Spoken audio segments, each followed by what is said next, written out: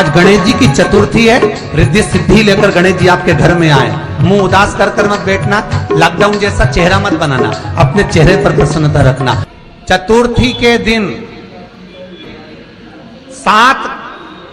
सात गांठ वाली दुर्वा 21 ले लो और चतुर्थी के दिन गणेश जी को समर्पित कर दो।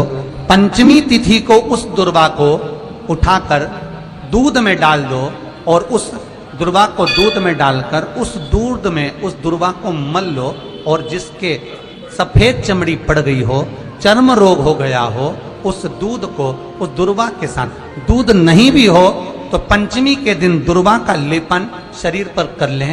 आधे घंटे तक करने पर पंचमी को प्रदोष काल में स्नान कर लें। महाराज आपको चर्म रोग में आराम लग जाएगा, सफेद चमड़ी अपने असली रंग में आना प्रारंभ हो जाएगी। 21 दुर्वा के 108 बंडल बना लो। अगर एग्जाम में बैठ रहे हो, सरकारी परीक्षा में बैठ रहे हो, पास नहीं हो रहे, नौकरी नहीं लग रही, बहुत जगह इंटरव्यू दे दिया, 21 दुर्वा के 108 बंडल बनाओ, उसकी माला बनाओ और देवी के मंदिर में, माता जगदम्बा के मंदिर में, अर्थात जहां शंकर पार्वती पूर्ण परिवार विराजमान हो, ऐसे देवी के मंदिर में गणेश जी के गले में वो माला अर्पण करिया है, अपना नाम बोलकर और जिस एग्जाम में बैठ रहे हैं उसका भाव वर्णन कर महाराज। और वहीं से एक पुष्प लेकर अपने कमरे में जहां पढ़ते हो कांच की प्लेट में उस फूल को रख दीजिए और दूसरे दिन एग्जाम के लिए चले जाइए, आपको उसका फल अवश्य मिलेगा, अवश्य आप उसमें उत्तीर्ण होंगे, फल प्राप्त। दुर्वा सुख का अनुभव करा दे, आनंद का।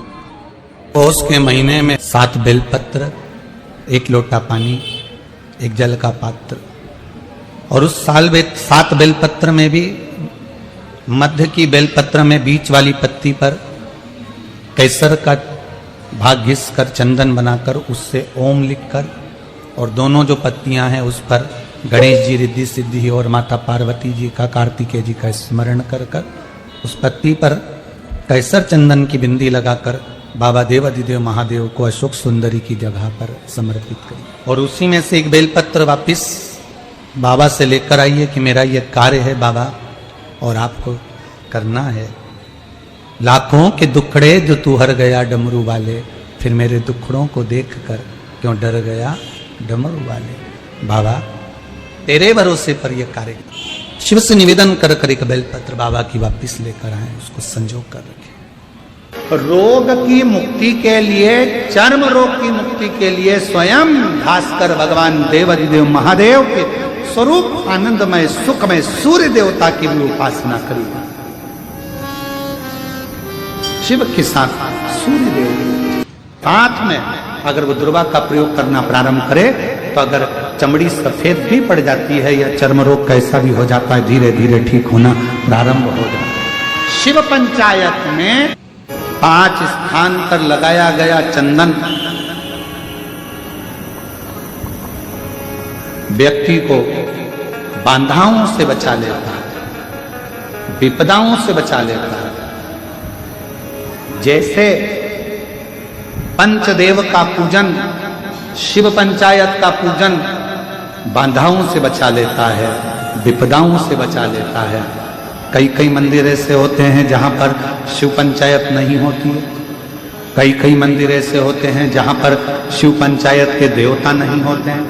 शिव पंचायत में सूर्य देव, भगवान नारायण, माँ जगत जननी, भगवान देवाधिदेव महादेव, स्वयं भगवान श्री गणेश जी महाराज,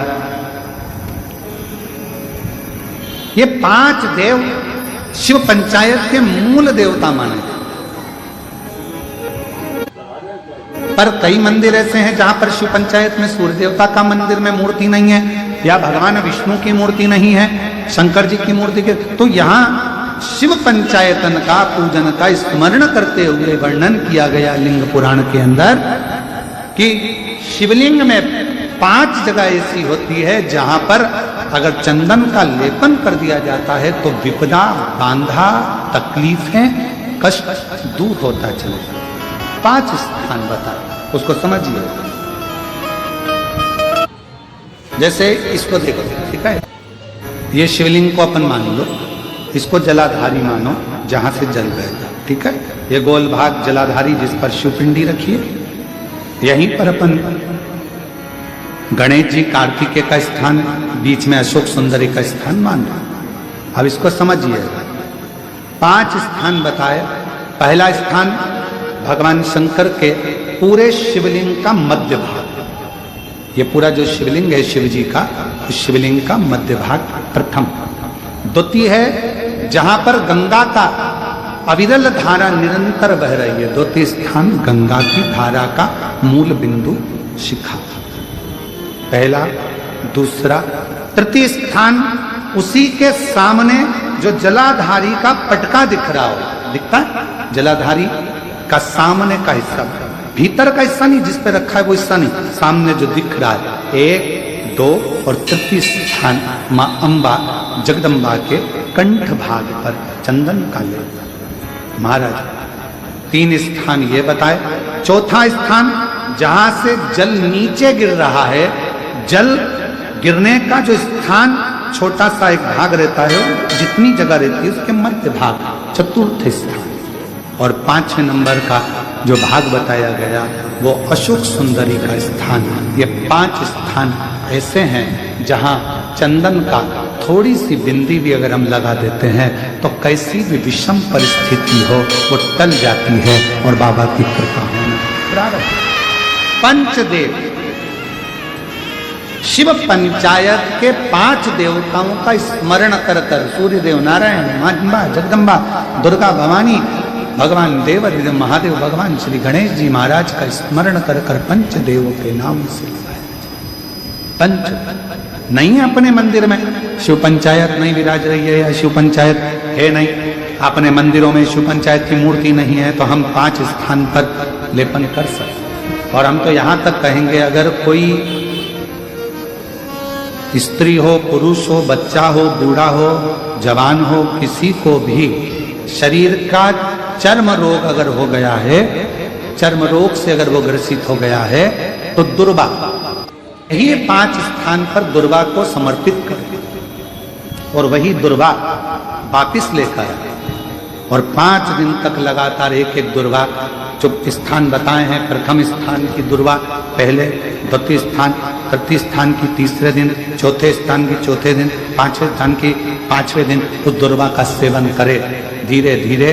ये अगर वो सोमवार की अष्टमी के दिन 5 दिवस तक लगातार उस दुर्वा का सेवन करे, डॉक्टर का इलाज अपनी जगह चलने दो, डॉक्टर को दिखाते रहो क्योंकि वो भी शिव का रूप है, पर साथ में अगर वो दुर्वा का प्रयोग करना प्रारंभ करे तो अगर चमड़ी सफेद भी पड़ जाती है या चर्म रोग कैसा भी हो जाता है, धीरे धीरे ठीक होना प्रारंभ हो जाता है। शिव पंचायत में रोग की मुक्ति के लिए, चर्म रोग की मुक्ति के लिए स्वयं भास्कर भगवान देवाधिदेव महादेव के स्वरूप आनंदमय सुखमय सूर्य देवता की भी उपासना करी। शिव के साथ सूर्य देव। जब किसी का एक्सीडेंट हो जाता है, कोई तकलीफ आ जाती है, तो कौन सा जाप करवाते हो? शंकर भगवान के इतने जो नाम हैं, ये नाम देखिए, बहुत बहुत ध्यान से सुनिएगा, जरा स्मरण में लीजिएगा कथा को कि भगवान विष्णु ने अवतार लिए 24, पर भगवान शंकर ने अवतार नहीं लिए, भगवान शंकर ने अपना नाम रखा। किस नाम से क्या प्राप्त हो सकता है, किस नाम से क्या मिलेगा, किस नाम का उच्चारण करना चाहिए। जब किसी का एक्सीडेंट हो जाता है, कोई तकलीफ आ जाती है, तो कौन सा जाप करवाते हो? जम के बोलो, महामृत्युंजय। शिव को महामृत्युंजय कहने लगते। बार बार कोई घटना घटने लगती है, परिवार में अगर कोई सदस्य, एक व्यक्ति मर गया 6-8 महीने में, साल 2 साल में फिर दूसरा मर गया, फिर तीसरा मर गया, बार बार घटना घट रही है, तो फिर घृष्णेश्वर को याद किया जाता है।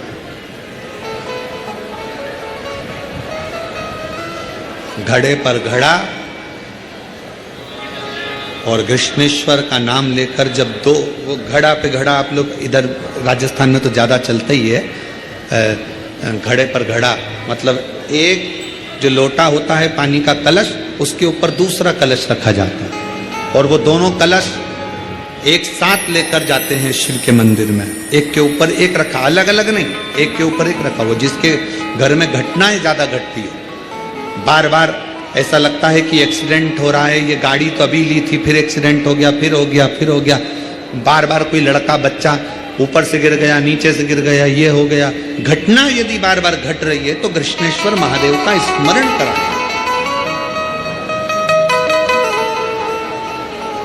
एक घड़े पर दूसरा घड़ा, कृष्णेश्वर महादेव का नाम लेकर घर से निकला जाता है और पूरे घर में भ्रमण कर कर उस जल को घड़े पर घड़ा रखकर भगवान शंकर को पहले आगे के घड़े का जल चढ़ाया जाता है, फिर नीचे के घड़े का जल चढ़ाया जाता है।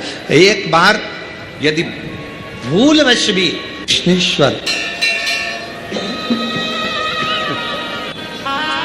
कृष्णेश्वर महादेव का नाम लेकर यदि जल चढ़ाता है तो निश्चित है उसके घर में फिर घटना घटना बंद हो जाती है। कृष्णेश्वर महादेव उसको संभाल ले, शिव उससे संभाल। लोगों को शोक चला, गणेश जी ढोल बजा रहे हैं, वो मूर्ति का फोटो घर में लगा दिया, घर में मूर्ति का फोटो लगा दिया कि गणेश जी ढोल बजा रहे हैं, गणेश जी नाच रहे हैं, वो मूर्ति का फोटो तुरंत घर में लगा दिया। वेद व्यास जी ने कुमार खंड के अंदर वर्णन करा, यदि देवता की अपमानजनक मूर्ति या स्मरण पूजन का भाव अगर कहीं लगाया भी जाता है तो उस घर में शांति रत्ती भर की नहीं रहती है महाराज। यहां तक शिव महापुराण कहती है कि भगवान शंकर का शिवलिंग आप घर के अंदर रख सकते हो, भगवान शंकर का शिवलिंग घर में रखकर पूजन कर सकते हो, भगवान शंकर के शिवलिंग का आप स्मरण कर सकते हो, भगवान शंकर के शिवलिंग की आप पूजन कर सकते हो। पर शंकर, जब शिवपुराण खुद कह रही है कि शंकर का जो भौतिक स्वरूप है, शंकर का जो शारीरिक स्वरूप है, जैसे आप शिव महापुराण के पीछे जो बैनर देख रहे हो, इस बैनर में शंकर जी का जो स्वरूप दिखाया जा रहा है, ऐसी मूर्ति तप करने वाली, ऐसी मूर्ति आशीर्वाद देने वाली, ऐसी मूर्ति जो भगवान शंकर का मूल स्वरूप दर्शाती हो, ऐसी मूर्ति घर के अंदर नहीं रखी जाती। स्वयं शिव महापुराण करे, फिर वो मूर्ति छोटी हो चाहे बड़ी हो, फिर वो मूर्ति कितनी भी बड़ी आकृति की हो, शिव महापुराण की कथा कहती है। हां, शिवलिंग जो भगवान शंकर का एक मूल बिंदु है, भगवान शंकर का एक मूल बिंदु विराजमान है, भगवान शंकर का एक मूल बिंदु का निर्माणित है वो शिवलिंग। आप छोटे से छोटा, बड़े से बड़ा कैसा भी रख सकते हो। और बहुत ध्यान देना, आपको कथा शिवलिंग शिव महापुराण गंगवार परिवार लखनऊ द्वारा जो सुनाई थी, उसमें कहा था कि घर में अगर नर्मदेश्वर शिवलिंग विराजमान है तो तुम्हारी मर्जी पड़े तो तुम जल चढ़ाओ, तुम्हारी मर्जी पड़े तो स्नान कराओ, तुम्हारी मर्जी पड़े जो करो, नहीं भी चढ़ाओगे तो भी शंकर श्राप नहीं देते, तो भी शंकर कुछ नहीं करते। महाराज, मूर्ति का भाव बहुत ध्यान देना महाराज। उस गणेश के स्वरूप को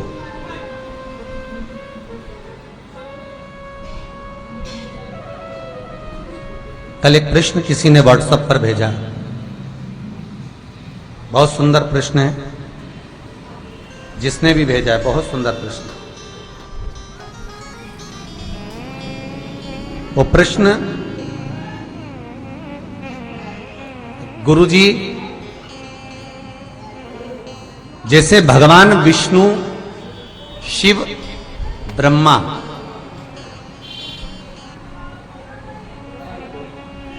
हर युग में हर तरह से प्रत्येक युग में वो प्रकट हुए और प्रत्येक युग में उनका स्मरण हुआ। क्या श्री गणेश जी महाराज हर युग में हैं और हर युग में हैं तो हर युग में उनका नाम क्या हुआ और उनका वाहन क्या हुआ? प्रत्येक युग में। बहुत सुंदर प्रश्न बेटा आपका। एक सरिता नाम की कोई गुड़िया है वेस्ट बंगाल से, उसका यह प्रश्न है जो बच्चों ने कल बताया व्हाट्सएप पे। क्या गणेश जी का हर युग में कौन सा वाहन हुआ, क्या नाम पड़ा उनका हर युग में? भाई शिव महापुराण की कथा कहती है सतयुग में जो गणेश जी थे, सतयुग में जो गणेश जी महाराज का पूज्य भाव था, सतयुग में जो गणेश जी की पूजन होती थी, भगवान गणेश जी का उस समय वाहन था सिंह, शेर, और उनका नाम था विनायक। बहुत ध्यान से सुनना। सतयुग में जो गणेश जी महाराज का पूजन किया गया, सतयुग में जो गणेश जी महाराज प्रकट हुए, सतयुग में जो गणेश जी का स्मरण करा गया, उनका वाहन है सिंह। शेर पर श्री गणेश जी महाराज बैठते थे महाराज, और उनका नाम है विनायक। त्रेता में जो गणेश जी महाराज का पूजन हुआ, श्री राम जी महाराज ने त्रेता में आकर जो विनायक का पूजन करा है, श्री गणेश जी महाराज का स्मरण करा है। शंकर के शिवलिंग का पूजन जहां पर भगवान राम करते हैं, उसी के ठीक सम्मुख में अगर आप कभी रामचरितमानस का स्मरण करेंगे, राम दर्शन करेंगे, तो उसी के सम्मुख में श्री विनायक श्री गणेश जी महाराज का त्रेता में जो दर्शन कराया गया, वो महाराज मयूरेश्वर भगवान गणेश जी का नाम पड़ा। क्या नाम पड़ा है? मयूरेश्वर। यहां पर भगवान गणेश जी का वाहन मोर हुआ, मयूर हुआ। इसलिए गणेश जी का एक नाम होता है मयूरेश्वर भगवान गणेश, मयूरेश्वर विनायक भगवान गणेश। तीसरा वर्णन आया द्वापर में। द्वापर में भगवान श्री गणेश जी का नाम गजानंद हुआ और इनका वाहन चूहा हुआ। श्री गणेश जी महाराज का नाम गजानन, द्वापर में उसको गजानन कहा गया। भगवान कृष्ण जब द्वारका में प्रवेश करते हैं, भगवान कृष्ण जब द्वारका में जाते हैं, आप सबने कथा सुनी होगी,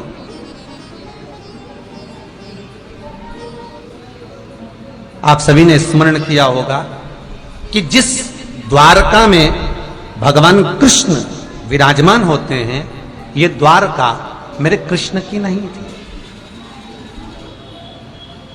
जिस द्वारका में भगवान कृष्ण विराजमान हो रहे हैं, ये द्वारका मेरे कृष्ण की नहीं है, ये राजा अनर्थ की है। राजा अनर्थ कौन? वो अनर्थ जिनके पिता एक बार अपने बच्चों को अपनी प्रॉपर्टी का हिस्सा कर रहे थे, जायदाद बांट रहे थे, और अपनी जायदाद बांटते बांटते राजा अनर्थ देव के पिताजी ने कहा कि ये वाली जायदाद जो मेरी है, मैंने अनर्थ को दे दी, ये मेरी हिस्सा मैंने अनर्थ के बड़े भाई को दे दिया, ये भाव मैंने अनर्थ को दे दिया, ये मेरी जमीन, मेरी भूमि, मेरा मकान, मेरी जायदाद। राजा अनर्थ के पिता कहते हैं कि ये मैंने बांटा है, मैंने तुमको दिया है। इतने में राजा अनर्थ के मुख से निकल गया, पिताजी आप कहते हो ये आपका है, आप कहते हो कि ये मेरा है। राजा अनर्थ कहते हैं, पिताजी ये आपका नहीं, ये तो श्री हरि भगवान विष्णु का है। त्रेता में मोर वाहन मोर ध्वज, द्वापर में चूहा वाहन गजानन, और जब कलयुग अपने घोर प्रभाव में आएगा, कलयुग जब अपना असर पूर्ण दे देगा, तब श्री गणेश जी महाराज घोड़े पर विराजमान होंगे और उनका ध्रुमकेश नाम पड़ेगा। ये गणेश पुराण में श्री वेदव्यास जी वर्णन कर दिए। ध्रुमकेश, और उनका वाहन होगा घोड़ा। अभी चूहा है, फिर घोड़ा वाहन। जब घोर कलयुग आएगा, हर जगह पर हाहाकार मच जाएगा, मनुष्य की आकृति छोटी होती चली जाएगी, मनुष्य की आकृति बहुत छोटी होती चली जाएगी। तब भगवान श्री गणेश जी महाराज स्वयं ध्रुमकेश होकर घोड़े पर विराजमान हो जाए। बहुत सुंदर भाव है महाराज।